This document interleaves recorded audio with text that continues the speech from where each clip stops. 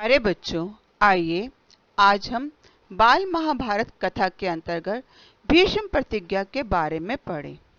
जैसा कि आप जानते हैं, महाभारत एक ऐसा ग्रंथ है जिसकी कथा ने हमें सदियों से प्रभावित किया है। रामायण की ही तरह महाभारत भी भारतीय संस्कृति की आधारभूत काव्य रचना है। यह एक विशाल महाकाव्य है। इसकी रचना महर्षि वेद व्यास ने की थी, जो महर्षि पराशर के पुत्र थे। महाभारत में कुल 18 सर्ग अथवा पर्व हैं। इसमें लगभग 1,00,000 श्लोक हैं।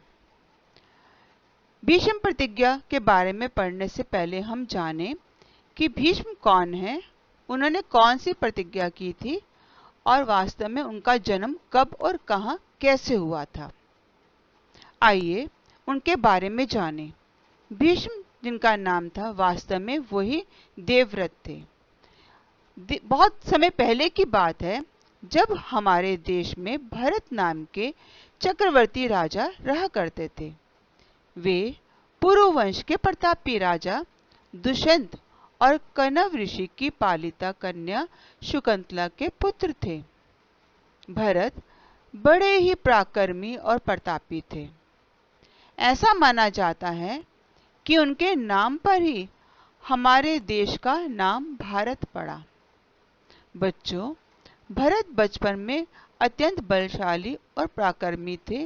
वे निर्भीक थे, यहाँ तक कि कहा जाता है कि वो शेर के मुंह के दांत भी गिन लेते थे, अर्थात हिंसक जानवरों से भी उन्हें कोई भय नहीं था। इसी भरत के वंश में आगे चलकर हस्ती नाम के राजा हुए, जिन्होंने अपनी नई राजधानी हस्तिनापुर के नाम से बसाई। इनके राजवंश में आगे चलकर कुरु नाम के राजा हुए। कुरु के वंशज कौरव कहलाए। कौरव राजवंश में शांतनु नामक प्रतापी राजा हुए। उनके राज में प्रजा बड़ी सुखी और प्रसन्न थी। एक बार की बात है, महाराज शांतनु गंगा के तट की तरफ भ्रमण करने के लिए गए। वहां उन्होंने देखा कि गंगा नदी सुंदर युवती का रूप धारण करे तट पर खड़ी थी। राजा ने उनके सामने शादी का प्रस्ताव रखा। तब नदी ने शांतनु से कहा कि मुझे आपकी पत्नी होना स्वीकार है, किंतु पहले आपको मेरी शर्तें माननी होंगी।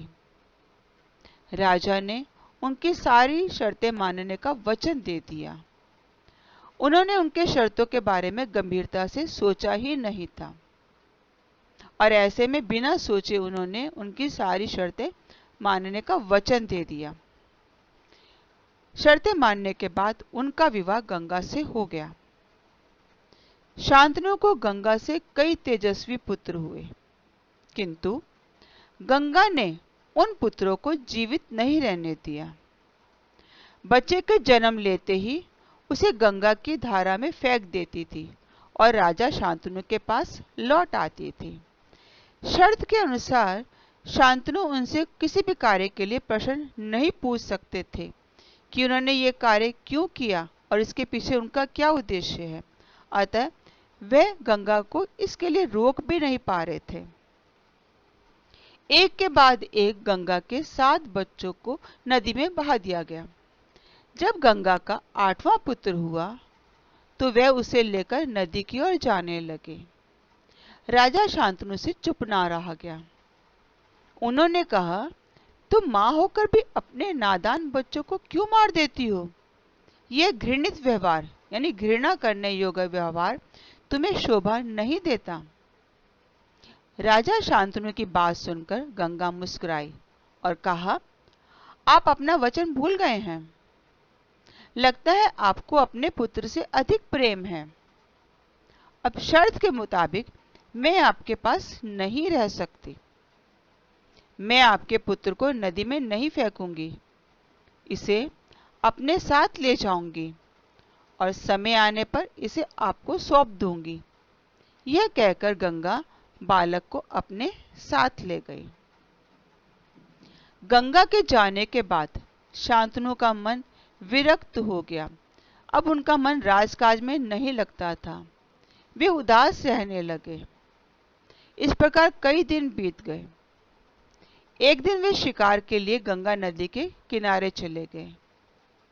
वहां उन्होंने सुंदर, तेजस्वी और बलशाली युवक को देखा, जिसने गंगा किनारे खड़े होकर नदी की बहती हुई धारा को बाणों की वर्षा से रोक दिया था। अर्थात वो इतनी तीव्रता से बाण चला रहा था कि उन बाणों के प्रवाह के कारण नदी की धारा रुक गई थी। ये सारा कुछ देखकर राजा शांतनु बहुत आश्चर्यचकित हो गए। तभी वहां गंगा ने आकर उन्हें बताया कि यह आपका और मेरा 8वां पुत्र देवव्रत है। महर्षि वशिष्ठ ने इसे शिक्षा दी है। रण कौशल यानी युद्ध में परशुराम और शस्त्र ज्ञान में शुक्राचार्य ही इसका मुकाबला कर सकते हैं। यानी शास्त्राचार करना चाहें तो शुक्राचार्य इनके मुकाबले में खड़े हो सकते हैं, और युद्ध के मैदान में परशुराम ही इनका मुकाबला कर सकते हैं, और इनके समान कोई भी बलशाली प्रतापी नहीं है। आप इसे अपने साथ ले जाइए, मैं इसे आपको सौंपती हूँ। इस प्रकार राजा शांतनु देवव्रत को अपने साथ लेकर आ गए।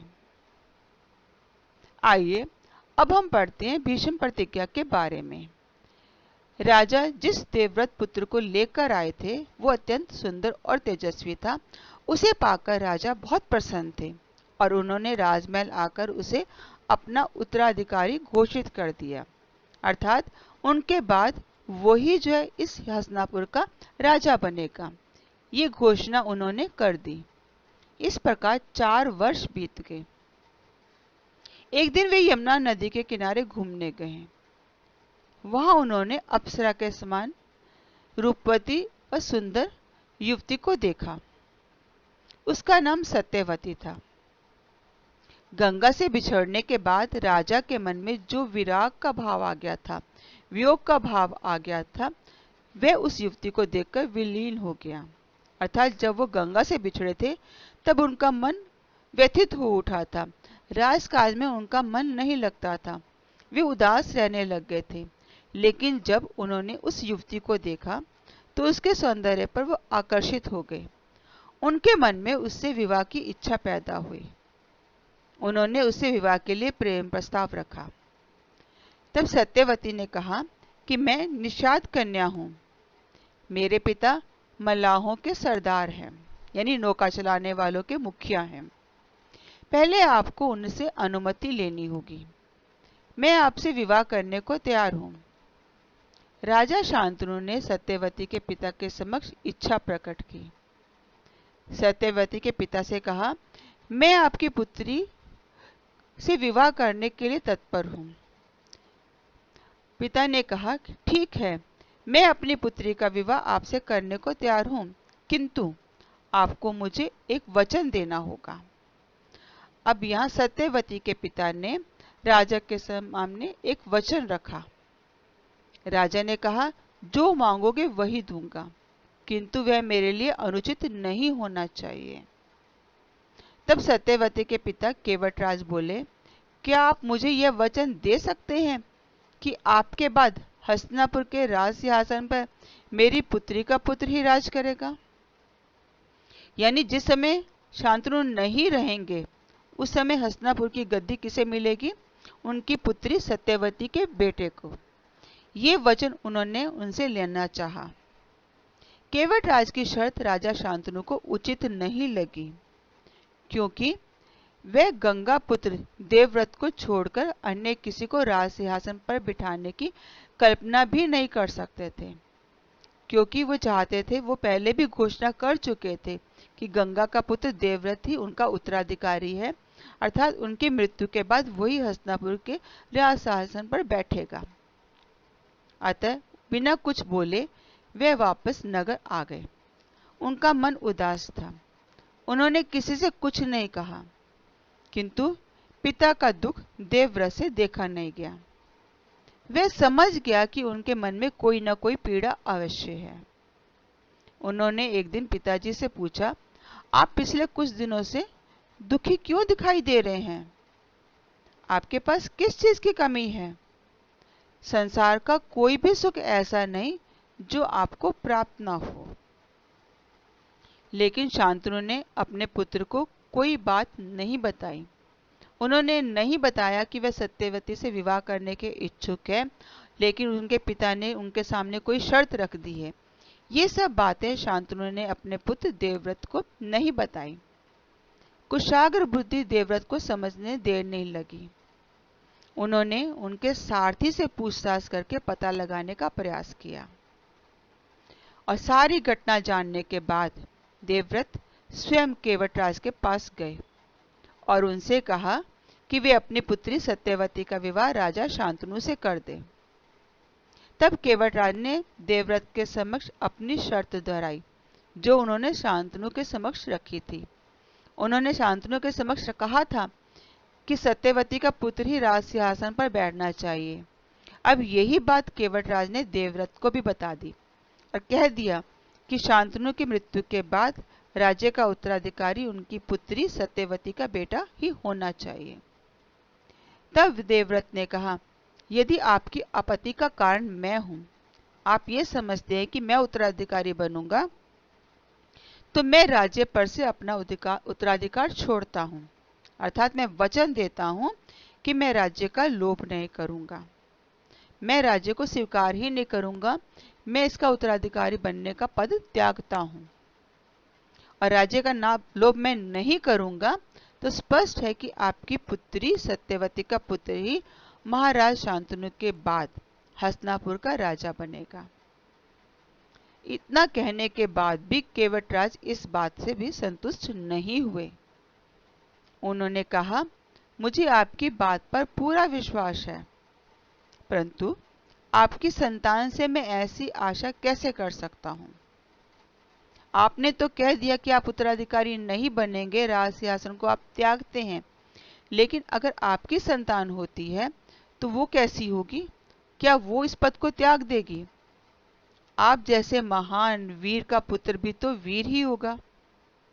हो सकता है वह मेरी पुत्री के पुत्र से राज्य छीनने का प्रयास करे।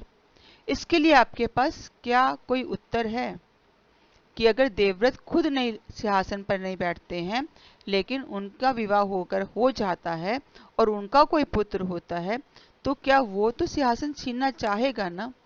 हो सकता है वही सत्यवती के पुत्र को पराजित करके राज्य का सिंहासन छीन ले। अतः उन्होंने उनसे पूछा, इसके लिए आपके पास क्या उत्तर है? केवटराज के इस अप्रत्याशित प्रश्न को सुनकर, अप्रत्याशित जिसकी कोई आशा ना की हो, सोचा ही नहीं था कि केवटराज इस तरह का कोई प्रश्न पूछेंगे। इस तरह का प्रश्न सुन के पितृभक्त, पिता के प्रति भक्ति का भाव रखने वाले देवव्रत बिल्कुल भी विचलित नहीं हुए और उन्हें संतुष्ट करने के लिए उन्होंने गंभीर स्वर में कहा, मैं सभी देवताओं को साक्षी मानकर यह प्रतिज्ञा करता हूं कि मैं जीवन भर अविवाहित रहूंगा और आजीवन ब्रह्मचारी रहूंगा। ना तो मैं विवाह करूंगा, ना ही मेरी कोई संतान होगी। जब मेरी संतान ही नहीं होगी तो आपका भय खत्म हो जाएगा।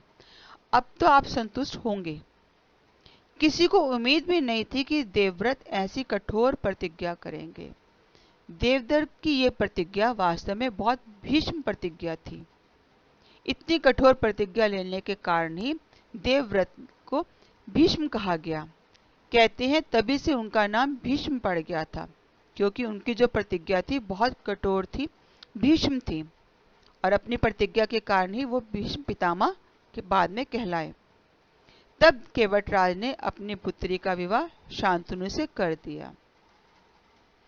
महाराज शांतनु और सत्यवती के फिर दो पुत्र हुए। एक थे चित्रांगद और दूसरे थे विचित्रवीर्य। जिस समय शांतनु की मृत्यु हो गई, उसके बाद चित्रांगद जो बड़े थे वो हस्तिनापुर के राज सिंहासन पर बैठे, किंतु उन दिनों हस्तिनापुर पर गंधर्वों ने आक्रमण कर दिया था और उस आक्रमण के दौरान चित्रांगद की मृत्यु हो गई। उसके बाद विचित्रवीर्य सिंहासन पर बैठे। क्योंकि चित्रांगद की कोई संतान नहीं थी, अतः विचित्रवीर्य की जो दो रानियां थी, अंबिका और अंबालिका, फिर जो वो पुत्र हुए उनसे वो उत्तराधिकारी बने। अब उनमें से जो अंबिका है, अंबिका के पुत्र थे धृतराष्ट्र और अंबालिका के पुत्र थे पांडु। धृतराष्ट्र के पुत्र कौरव कहलाए और पांडु के पुत्र पांडव कहलाए। आइए जरा कुरु वंश का क्रम देखें। हस्तिनापुर के राजा हैं शांतनु, जिनकी 2 रानियां हैं। गंगा से उनका पुत्र हुआ था देवव्रत और सत्यवती से उनके 2 पुत्र हुए थे चित्रांगद और विचित्रवीर्य। विचित्रवीर्य की 2 रानियां थी अंबिका और अंबालिका। अंबिका से पुत्र हुए धृतराष्ट्र और अंबालिका से हुए पांडु। धृतराष्ट्र की संतानें कहलाई कौरव और पांडु की संतानें कहलाई पांडव। इसी के साथ ही भीष्म प्रतिज्ञा पाठ की समाप्ति होती है। धन्यवाद।